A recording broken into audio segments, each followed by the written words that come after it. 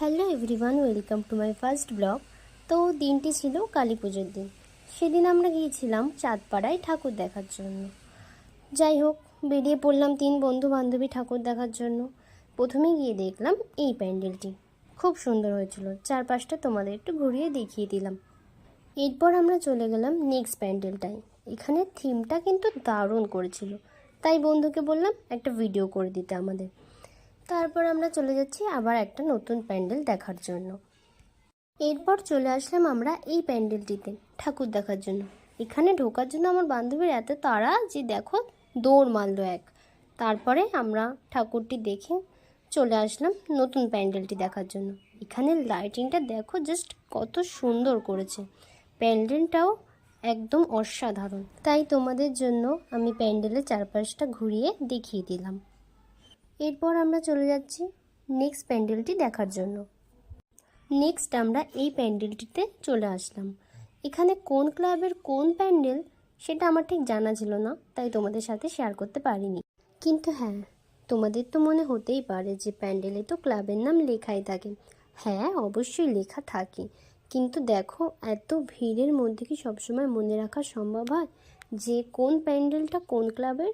দেখো এখানে যে দুর্গা প্রতিমাটি বানানো হয়েছে, এই প্রতিমাটির কিন্তু 16টি হাত বানানো হয়েছে। ব্যাপারটা একটু অন্যরকম না? আর এখানে রাস্তার ভিড়টা একবার জাস্ট দেখো, এত ভিড় যে ট্রাফিক পুলিশের একেবারে নাজেহাল হওয়ার অবস্থা। এরপর আমরা আইসক্রিম খেতে খেতে যাচ্ছি নেক্সট প্যান্ডেল দেখার জন্য। এদিকে বান্ধবীকে বললাম, তুই কি খাচ্ছিস সেটা একবার দেখা। ও আগে নিজেকে ক্যামেরার সামনে হাসতে হাসতে দেখে নিচ্ছে, তারপর দেখাচ্ছে। আর এদিকে বন্ধু আমার মতো আইসক্রিম কিনে খেতে খেতে যাচ্ছে প্যান্ডেল দেখার জন্য। এরপরে দেখো এখানে মিকি মাউস, বাচ্চাদের দোলনা এসব বসেছিল, কিন্তু আফসোস আমরা এত বড় ধাড়ি হয়ে গেছে যে এটা আর উঠতে পারবো না, তাই আমরা চলে আসলাম সেখান থেকে। এরপর এখানে এসে দেখি এখানে ছোট্টখাটো একটা মেলা টাইপের বসেছিল। ভাবলাম আগে ঠাকুরটা দেখে আসি, তারপর এসে মেলা দেখব। ঠাকুরটা দেখে নিয়ে মেলায় কী কী জিনিস বসেছে সেটা দেখার জন্য চলে আসলাম।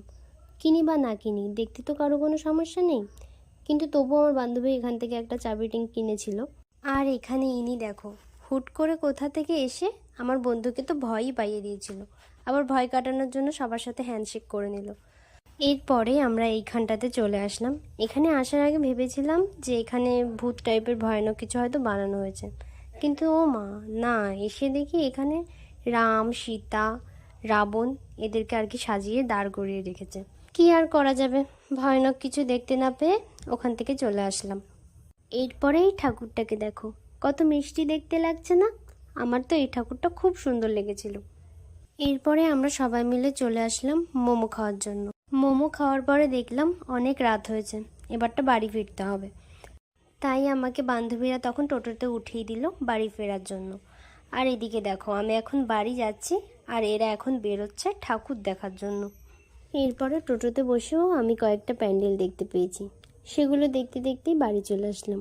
কিন্তু তোমরা এখনো কি করছো? তাড়াতাড়ি চ্যানেলটা সাবস্ক্রাইব করে দাও। Bye bye.